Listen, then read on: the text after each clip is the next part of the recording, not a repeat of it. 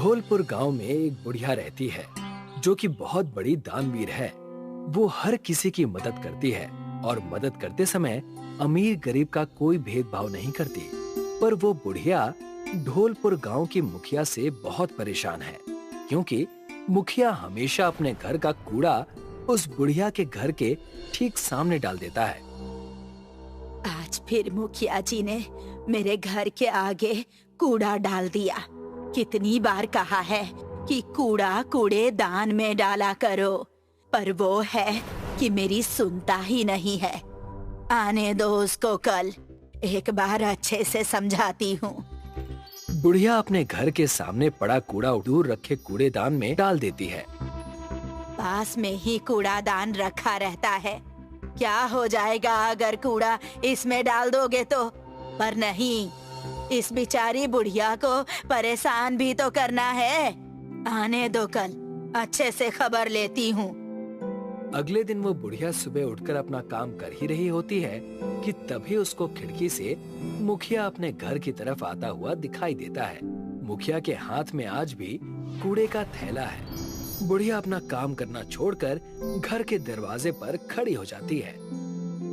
आज फिर कूड़ा लेकर आ गया, आज तो इसको समझाना ही पड़ेगा। मुखिया आता है और बुढ़िया के घर के सामने कूड़े का थैला डालकर वहाँ से अपने काम के लिए जाने लगता है। शाबाश बेटा, बहुत अच्छा काम कर रहे हो तुम। ऐसा कौन सा काम कर दिया मैंने जो आज सुबह सुबह मुझे तारीफ सुनने के लिए मिल रही है? इस बेचारी गरीब बुढ़िया को परेशान करके तुम्हें क्या मिलता है? क्यों हर दिन मेरे घर के सामने ये गंदगी फेंक देते हो?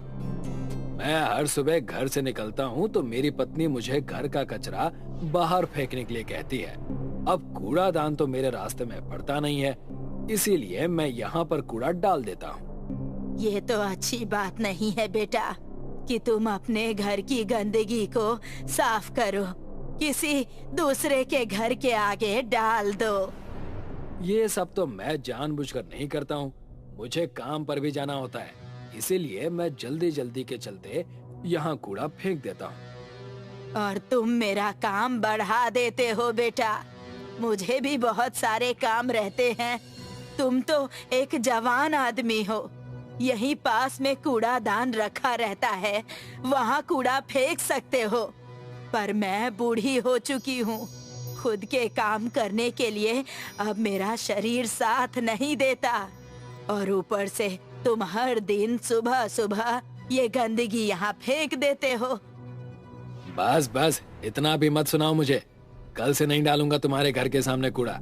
तुम तो मुझे इतना सुना रही हो जैसे कि मैंने तुमसे कोई कर्जा लिया हो और मैं कहीं भाग रहा हूँ। बुढ़िया को खरी खोटी सुनाने के बाद मुखिया वहाँ से चला जाता है और वो बुढ़िया उसका डाला हुआ कूड़ा कूड़ेदान में फेंक देती है। तभी बुढ़िया के द्वार पर एक भिक्षु आता है। भिक्षाम देहि, कुछ दे दो, बहुत भूख लगी है। बुढ़िया अपने घर के पास आती है और देखती है कि उस भिक्षु की हालत बहुत खराब है। वो अपने घर के अंदर जाती है और अपने लिए बनाया हुआ नाश्ता उसको दे देती है।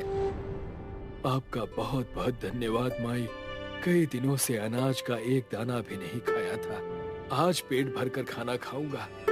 वो भिक्षु वहाँ से चला जाता है। आज के दिन भूखा रहना पड़ेगा, पर उस बेचारे का पेट तो भर गया, नहीं तो उसको भूखा रहना पड़ता। मैं तो अपने घर में खाली पेट भी गुजारा कर लूंगी, पर वो दिन भर घूमता रहता है। बुढ़िया अब अपने घर के कामों में लग जाती है। कई देर तक भूखे पेट काम करने के बाद कुछ देर आराम करती है। आज रात के लिए खाने का कुछ इंतजाम करना पड़ेगा, नहीं तो रात को भूखे पेट ही सोना पड़ेगा। बुढ़िया अपने पूरे घर को छान मारती है और बहुत ढूंढने के बाद उसे एक छोटे से थैले में थोड़ा सा आटा मिल जाता है। चलो, कुछ तो मिला, अब जल्दी से कुछ रोटियां बना लेती हूँ। बुढ़िया उस आटे की रोटियां बना लेती है और रोटियां खाने के लिए बैठ जाती है। पर जैसे ही वो रोटी का एक टुकड़ा हाथ में लेती है, तभी उसके दरवाजे पर एक गाय जोर से रंभाने लगती है।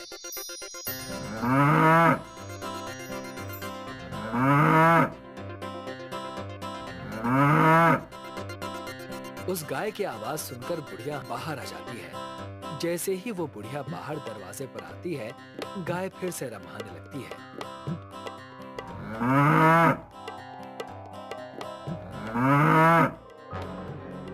लगता है ये गौ माता भूखी है, पर मेरे पास तो इसको खिलाने के लिए चारा भी नहीं है। अपनी रोटियां ही दे देती हूँ। बुढ़िया घर के अंदर जाती है और अपने लिए बनाई हुई रोटियां थाली में से उठाती है और बाहर आकर गाय को खिला देती है। ये ले गौ माता, ये रोटियां खा ले। मेरे पास तुझे खिलाने के लिए हरा चारा तो नहीं है, पर ये रोटियां खाकर तेरी कुछ भूख तो मिट ही जाएगी। गाय को रोटियां खिलाने के बाद वो बुढ़िया गाय को वहाँ से भेज देती है। अब चली जाओ गौ माता, मेरे पास इतनी ही रोटियां थी, अब मैं भी सोने जा रही हूँ। बुढ़िया खाली पेट सोने के लिए अपने बिस्तर पर जाती है, पर दिन भर से भूखे रहने की वजह से उसको नींद नहीं आती है। आज नींद तो नहीं आ रही है, पर एक भूखे जानवर को खाना खिलाकर दिल को बहुत सुकून मिल रहा है। जैसे तैसे भूखे पेट बुढ़िया सो जाती है। सुबह होती है और जब मुखिया अपने घर से कूड़े की थैली लेकर निकलता है, तो वो देखता है कि आज बुढ़िया सामने नहीं है। इसीलिए वो फिर से कूड़ा बुढ़िया के घर के सामने फेंक देता है। कुछ देर बाद जब बुढ़िया की नींद खुलती है और वो घर के बाहर आकर देखती है, तो उसको दरवाजे के पास फिर से कूड़ा पड़ा हुआ दिखाई देता है। कितना भी समझाओ, ये मानने वाला नहीं है। ये तो मुझे मरने तक ऐसे ही परेशान करता रहेगा। बुढ़िया फिर से वो कूड़ा उठाती है और उसे कूड़ेदान में डाल देती है। दूसरी तरफ मुखिया अपने कारखाने में जाता है। मंदी की वजह से उसका काम ठीक से नहीं चल रहा है और वो बहुत परेशान है। एक तो इस मंदी ने परेशान कर रखा है, बहुत नुकसान हो गया। अगर यही हाल रहा तो मुझे और मेरे परिवार को सड़क पर आना पड़ेगा। मुखिया अपने कारखाने से बाहर सड़क पर निकलता है। वो बहुत परेशान है, इसीलिए वो बिना ध्यान से देखे ही सड़क पर पैदल चल रहा है। अब जल्दी से मुझे कोई उपाय करना होगा। मुखिया इस मंदी से बचने के लिए कुछ योजना बना ही रहा होता है कि तभी एक तेज दौड़ती हुई गाड़ी उसको टक्कर मारती है। इस सड़क दुर्घटना में मुखिया के सिर और आंखों पर गहरी चोट लग जाती है। इनकी आंखों पर बहुत गहरी चोट लगी है। मुझे तो नहीं लगता कि ये अब कभी देख पाएंगे। ऐसा मत कहिए मैडम, मेरे परिवार का सारा दायित्व मुझ पर ही है। अगर मेरी आंखें चली जाएंगी तो मेरा परिवार भूखा मर जाएगा। देखिए, मैं अपनी मर्जी से कुछ नहीं कह रही हूँ। ये सब तो मैं आपकी रिपोर्ट देखकर और आपकी हालत देखकर कह रही हूँ। चलिए, मैं आपकी पट्टी खोल देती हूँ। अभी पता चल जाएगा कि आपकी आंखों में कोई दिक्कत है या नहीं। डॉक्टर मुखिया की आंखों की पट्टी खोल देती है, पर डॉक्टर को जिस बात का डर था वही हुआ। मुखिया की आंखें चली जाती हैं। मैडम, मुझे कुछ दिखाई नहीं दे रहा है। क्या मैं अब जिंदगी भर ऐसे ही रहूंगा? नहीं, आपकी आंखें गई हैं, लेकिन अगर आपकी आंखों का ऑपरेशन होगा तो आप फिर से देख सकते हैं। तो देर किस बात की है मैडम? आप मेरी आंखों का ऑपरेशन कर दीजिए। देखिए, ये सब तभी संभव है जब आपको किसी दूसरे की आंखें लगाई जाएंगी। अगर कोई अपनी आंखें डोनेट करेगा तभी आपका ये ऑपरेशन पूरा हो पाएगा। डॉक्टर की ये बात सुनकर मुखिया बहुत परेशान हो जाता है, क्योंकि यहाँ पर कोई भी अपनी आंखें दान करने वाला नहीं था।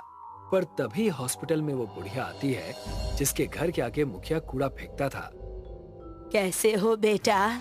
जैसे ही मुझे पता चला कि सड़क दुर्घटना की वजह से तुम अस्पताल में भर्ती हो गए हो, तो मैं तुम्हारा हाल चाल पूछने के लिए चली आई।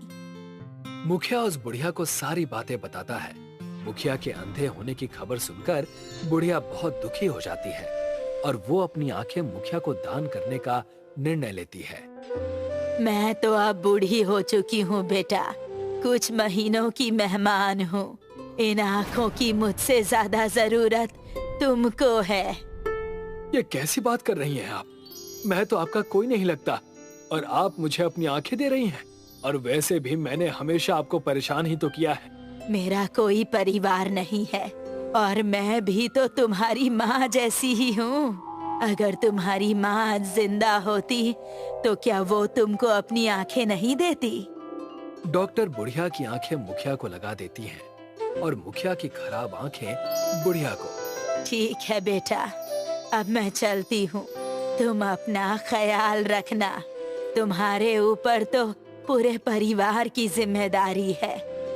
आपने मुझे एक ही पल में अपना बेटा बना लिया है और अब दूसरे पल में ही पराया कर रही हैं। आज से आप मेरे घर में ही रहेंगी।